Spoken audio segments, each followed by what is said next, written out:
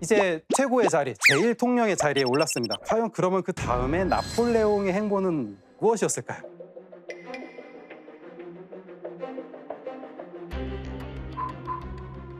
쿠데타에 맞들린 거야. 아니, 왜냐면 이게 나라 안에서 쿠데타를 일으키면 좀 그 분란이 있을 수가 있으면 딴 나라랑 싸우면 그게 또 없어지잖아요. 그렇죠. 네. 계속해서 대불 동맹의 일원이었던 오스트리아는 프랑스의 안정을 계속 위협하고 있었어요. 결국 나폴레옹은 다시 전쟁 준비를 하게 됩니다. 프랑스군이 주둔해 있는 이탈리아 북부로 이제 오스트리아가 쳐들어왔어요. 그러자 나폴레옹 본인이 직접 나서서 이탈리아 원정군을 이끌고 출진을 하게 됩니다. 한번 지도를 한번 보면서 설명을 해드릴게요. 알프스가 저기 있는 게 알프스였구나. 몰랐어요? 몰랐어요. 지금 알았어요? 알았죠. 이탈리아와 스위스, 프랑스 국경을 이렇게 지나가고 있어요. 아. 네. 이때 이탈리아에는 나폴레옹의 휘하 장군이었던 마세나라는 사람이 여기 주둔을 하고 있었어요. 제노바 근처였습니다. 그런데 오스트리아 군대가 쳐들어와서 여기 다 막아버린 거예요. 끊었구나. 네. 그러니까 나폴레옹은 마세나의 군대를 구하기 위해서라도 빨리 가야 돼. 그러면 나폴레옹이 빨리 가야 된다면 과연 나폴레옹은 어떻게 했을까요? 이렇게 직진했겠죠. 산을 넘어요. 빠르니까. 정답. 그냥 부하들은 죽어났겠네. 그냥 직진 아니야? 야 시간 없는데 그냥 그 길을 가. 이게 전략이야? 전략이면 저기 돌아오는 게 전략이지. 원래 1796년에 이탈리아 원정을 갔을 때는 이렇게 갑니다. 알프스 산자락 끝으로 해서 돌아갑니다. 그럼 오스트리아는 어떻게 생각을 하고 있을까요? 글로 올 거라고 생각하겠죠. 이쪽으로 올 거라고 생각을 하겠죠. 누가 알프스를 넘어오겠다고 생각을 하겠어요. 갑자기 등장. 미친놈 아닌 이상. 그렇죠? 옛날에 기원전 3세기 때 한니발이 한번 넘어오고 나서 넘지를 않았어요. 바로 산 베르나르도 협곡을 가로질러서 넘어가는 겁니다. 근데 진짜 아무도 예상을 못했겠네요. 그렇죠?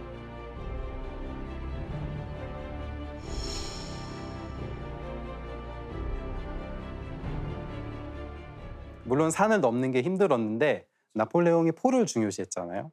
포를 어떻게 들고 산을 넘어? 잘 모르겠죠. 아니 뭔가- 분리하지 않았을 거 아니에요. 그쵸? 예? 맞아요. 분리했다고요? 바퀴 빼고 다 빼고 해서 나무로 여물통 비슷하게 이제 만들어요. 그 줄을 달아서 사람들이 끌고 올라갔어요. 그러다 포를 엄청 좋아했다. 네. 그래서 알프스를 넘어가는데 그 포들이 다 넘어가는데 이틀밖에 안 걸려요. 그 포들이 다 넘어가는데 이틀밖에 안 걸려요. 이틀밖에 안 걸렸다고요? 예. 그냥 등산 매니아들 같은데 그 정도.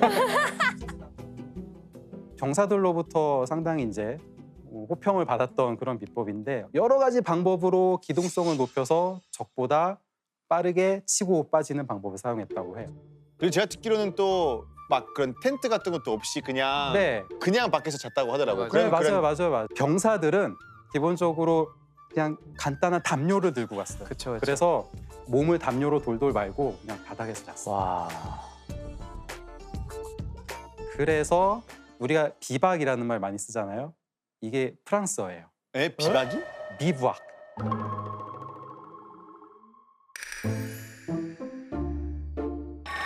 진짜? 예. 비부악. 비박이였어요? 예. 전혀 몰랐네.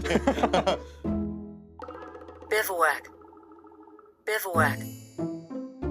전혀 몰랐어요. 그거. 신기하다. 진짜 몰랐어. 저도 처음에 비박이라는 말 듣고 진짜 비박 비자에 뭔 뜻이 있나 그랬었거든요. 그죠. 근데 알고 봤더니 비부학이었어요. 피해도 많이 컸겠지만 어쨌든 나폴레옹은 그대로 전략을 감행을 했고 산맥을 넘어서 적을 공격을 한 겁니다. 저 마렌고 전투에서 나폴레옹이 썼던 모자 있잖아요. 그 맞아. 모자가 경매에 나온 거예요. 맞아. 그래서 2014년에 그 한국의 되게 유명한 닭고기 회사 아세요? 그 할인. 어디요? 맞아. 거기 와우. 저 모자를 26억에 샀다고 네. 하더라고요. 그 경매에 낙찰이 가격이 됐어요. 3배 달했다고 하더라고요. 원래 가격이. 이제 있나 봐, 있나 봐. 와. 저번에 그게 유명하지 이 모자를. 딱 나폴레옹 하면 바로 연상되는 그런 모자. 맞아요. 한국에 있는 게 진짜 신기했어요.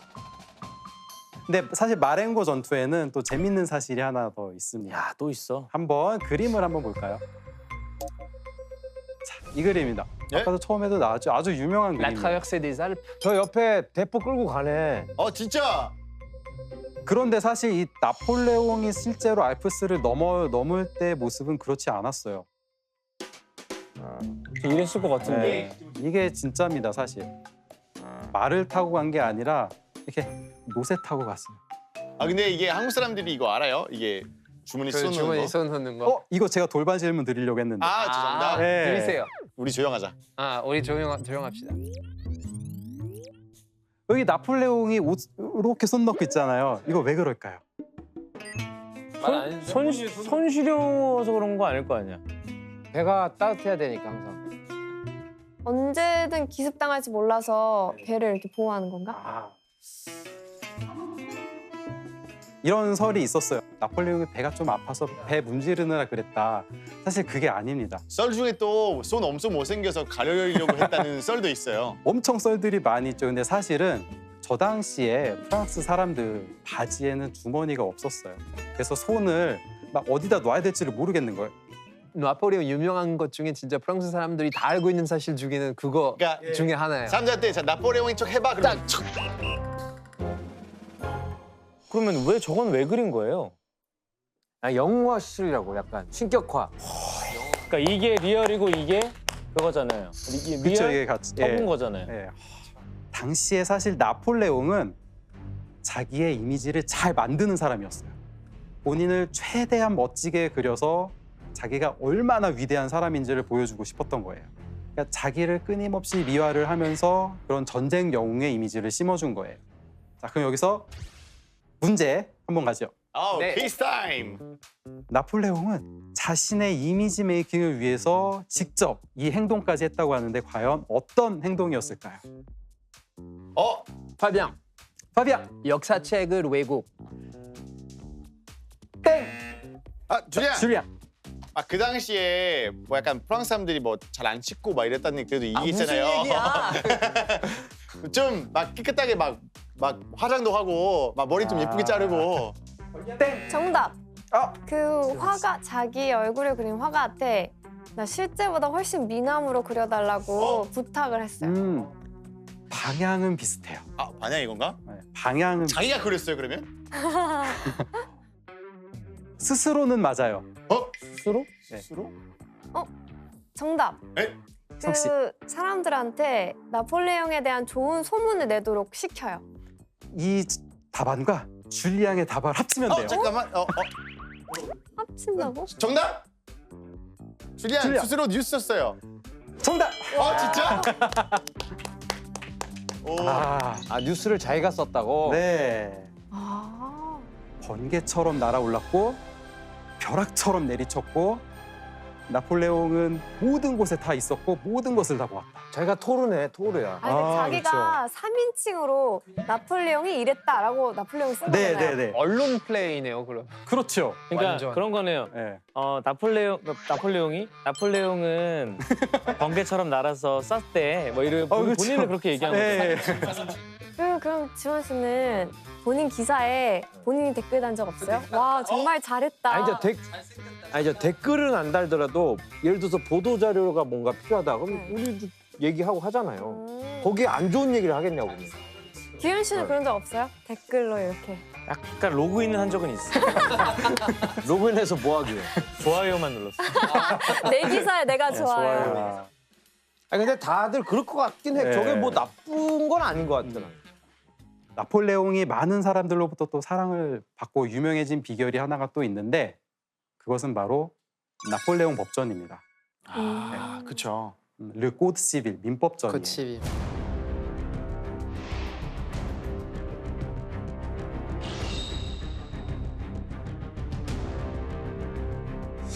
프랑스의 기틀을 마련하는 작업을 시작을 하게 되는데 사실 당시에 프랑스는 헌법이라는 거는 있지만 사실 사람들 사이의 관계를 규정하는 그런 민법 같은 경우에는 지역마다 좀 달랐어요. 법이 다르다는 말씀이에요? 그렇죠. 그래서 나폴레옹은 단일한 사법 체계를 구성을 하기 위해서 1804년 3월 21일에 36개 법과 2281개 조항으로 구성된 법전을 공표하게 됩니다. 자기의 진정한 영광이 여러 번의 승리에 있는 게 아니라 나의 민법전을 말살시킬 수 없다는 데 있다라고 나중에 자기의 회고록에서 말하기도 했어요. 함무라비 법전 그리고 로마법 대전과 함께 세계 3대 법전으로 알려져 있습니다. 이 법전은 사실 프랑스 혁명이 추진을 했었던 그런 특권의 폐지라던가 그다음에 여러 관습법 같은 것도 없애고 또 사유재산 같은 것도 인정을 하면서 프랑스 대혁명의 정신을 어느 정도 이어받았다. 이런 측면에서 프랑스 사람들한테 상당히 인기를 끌었어요.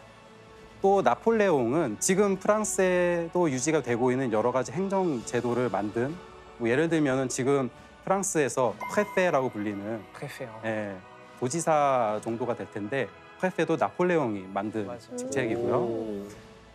여러분 7월 14일 혁명 기념일에 샹젤리제 대로에서 맞아. 많은 행진을 하게 되는데 거기 보면은 온갖 학교들의 유니폼을 입은 사람들이 계속 지나가요. 사극 드라마 보는 것 같아요. 네, 그 전부 다 나폴레옹 때문에 그렇게 분화가 된 거예요. 진짜.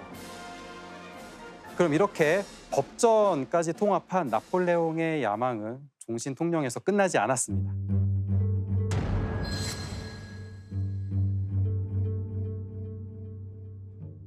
그러면 통령보다 더 높은 곳에 올라가고 싶었던 나폴레옹의 다음 선택은 무엇이었을까요? 황제. 맞습니다. 바로 프랑스 최초의 황제가 되는 거였습니다. 프랑스의 최고의 이율배반적인 게 우리는 민중들이 들고 일어나서 혁명을 했는데 이제 최종 종착지가 황제. 얼마나 허무해요. 왕에서 황제를 만들어줬네. 근데 프랑스 사람들이 다시 왕 또는 황제가 돌아오는 걸 반길까요? 혁명에서 그렇게 피 흘렸는데. 가만히 있지 네. 않을 것 같은데. 예. 그래서 나폴레옹이 황제가 되기 위해서 선택한 설득 방법이 하나 있었어요. 바로 단두대에서 처형당한 루이 16세를 이용하는 거였습니다. 프랑스 사람들은 부르봉 왕실을 이미 쫓아냈는데 그 부르봉 왕실이 다시 프랑스로 돌아와서 왕을 할지도 모른다는 불안감을 사람들한테 심어준 거예요. 그리고 그 기회는 예상치 못한 곳에서 나타납니다. 왕정 복귀를 외치면서 영국의 이제 망명에 있던 왕당파 세력이 나폴레옹을 납치해서 살해하려고 했어요. 납치했어요, 근데? 실패로 들어갑니다. 사전에 발각이 돼요. 그래서 나폴레옹이 이때다 싶어서 이 사건의 배우로 루이 16세의 친척이었던 안경 공작을 지목을 합니다. 근데 이 공작은 사실 이렇게 멀리 떨어져 있었기 때문에 전혀 이 음모하고는 관련이 없었어요. 근데 나폴레옹이 이 혐의를 뒤집어 씌운 거죠. 아, 이 배경엔 이 사람이 있다. 그래서 이 사람을 찾아서 죽입니다.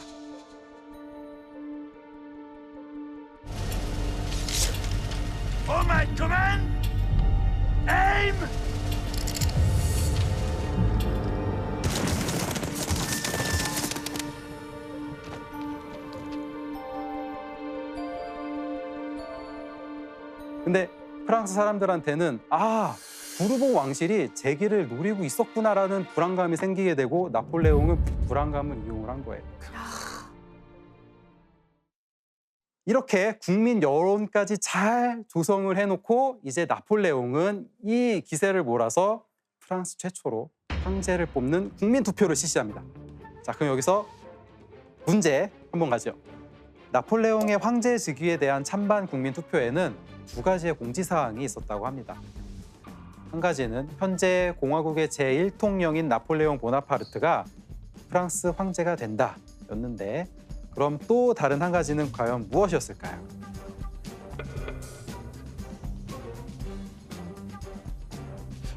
줄리안, 줄리안, 같은 거 그냥 두 개 다 똑같이. 가끔씩 그럴 때 할 때 있잖아요, 투표할 때. 땡! 정답. 규현 씨. 이 형제가 죽을 때까지 계속 맞는다. 조금 더 나가야 돼요. 정답. 에? 죽을 때까지 하고 네. 그 자손들이 계속 있는다. 정답. 바로 황제는 세스판다입니다. 진짜? 뭐야 이게?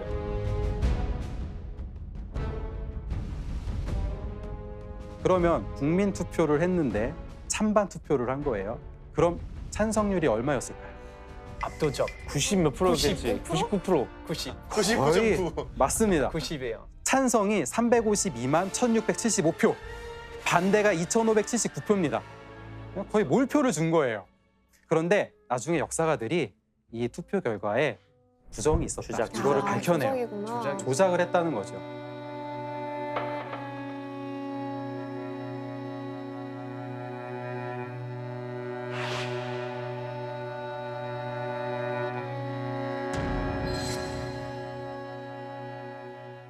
사실 이런 조작이 제일 심했던 곳은 바로 군대였어요. 군대요. 예. 그렇지. 나폴레옹한테 제출한 보고서에는 육군에서는 12만 32명이 찬성했다고 돼 있고 해군에서는 16,224명이 찬성했다고 되어 있는데 나폴레옹이 이 숫자를 지우고 육군 40만 명 찬성 그리고 해군 5만 명 찬성 이렇게 부풀렸다고 합니다. 그래서 나중에 역사가들이 다 조사를 해서 정확하게 이 정도는 조작이다라고 확인한 수치만 한 21만 5천 표 정도라고 해요. 그 정도는 조작이 최소한 됐다고 보는 거죠. 프랑스 시민들이 루이 16세와 부르봉 왕실을 다 싫어했다고 하더라도 사실 이렇게 압도적인 지지율로 다시 군주를 앉힌다는 건 어떻게 보면 이해할 수는 없는 부분이었어요. 근데 사실 그 당시에 프랑스 사람들의 삶을 좀 보게 되면 좀 이해가 가능합니다. 이렇게 지칠 대로 지친 사람들은 차라리 누군가 강력한 카리스마를 가진 한 명의 지도자를 지도자가 의지하고 싶은 거죠. 네, 이 지도자가 사태를 수습해서 평화를 가져다 주기를 바란 측면이 있는 거예요. 그래서 당시 시민들이 길거리에서 불렀던 노래가 있어요. 가사가 이렇네요. 나폴레옹 만세 네. 만세. 한번 음을 넣어서 네. 한번 노래 불러주세요. 불러주세요. 노래를 부르라고요? 노래로. 뮤지컬처럼. 자, 한번 자작곡.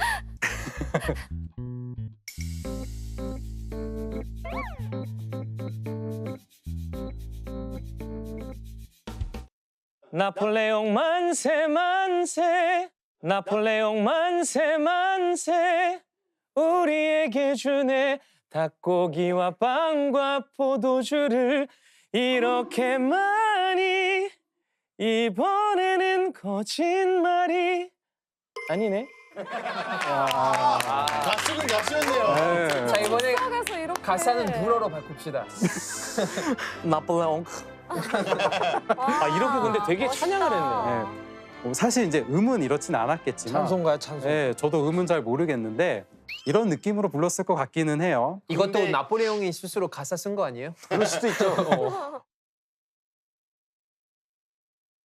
여기서 돌발 퀴즈가 하나 있습니다. 아, 노바리 키즈.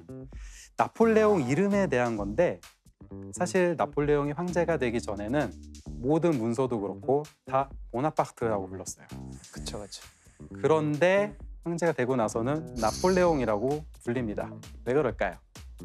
좀 친근하게 부르라고? 땡. 보나파르트가 뭔가 싫은가 보죠. 거기에 대한. 아, 완전 프랑스인이라는 그걸 좀 강조하고 싶어서? 이 힌트를 하나 드리자면 네, 하나 주세요. 프랑스에서 옛날의 왕들은 루이, 필립, 아, 그게 이제 성 아니고 이름인데 그쵸? 자기도 똑같이 따라하려고 했던 거예요? 정확합니다. 야! 네. 아, 모든 왕들의 이름을 보면 루이, 필립, 프랑스와, 엉히 다 그러네요. 이렇게 있어요. 왠지 1세로 끝났을 것 같아. 아니요, 아직까지 나폴레옹 7세까지도 있으시고. 진짜요? 근데 나폴레옹 7세가 자기는 이제 자기 이름이 나폴레옹 된 거 싫어가지고 보나파르트로 다시 바뀌었어요. 너 지금 맞아. 나폴레옹 8세한테 죽을 뻔했어. 이렇게 해서 나폴레옹이 황제에 등극을 하고 프랑스가 만들었던 프랑스의 공화국은 12년 만에 막을 내리게 됩니다.